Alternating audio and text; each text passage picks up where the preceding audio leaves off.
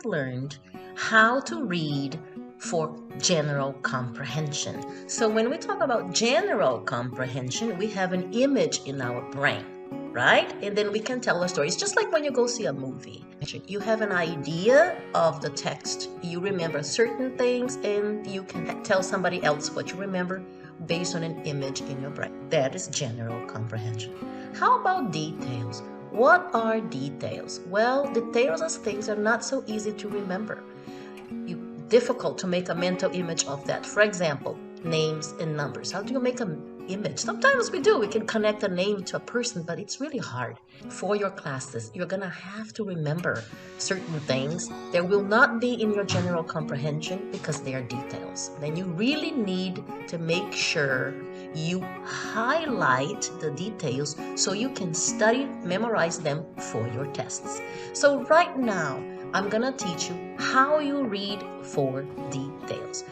For example, when you read details, which are numbers and names, your eyes are moving very quickly and identifying names and numbers. For example, here I can see 1800. What you do is you highlight anything 1800, 1 billion, 1930, 2 billion.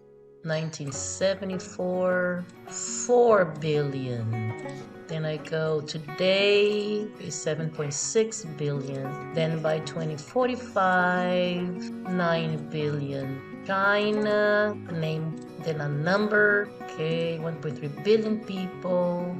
Now we are living longer, 1950.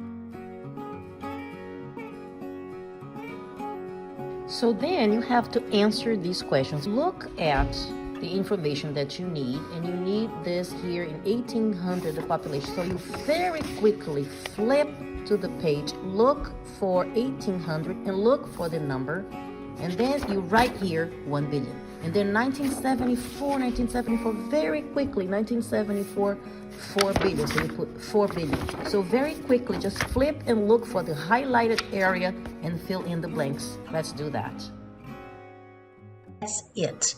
That's how you read for details. So far, you have learned how to read for general comprehension. Now you have learned to read for details. Now let's do the exercise. If you have any questions, just contact me right here. Bye-bye.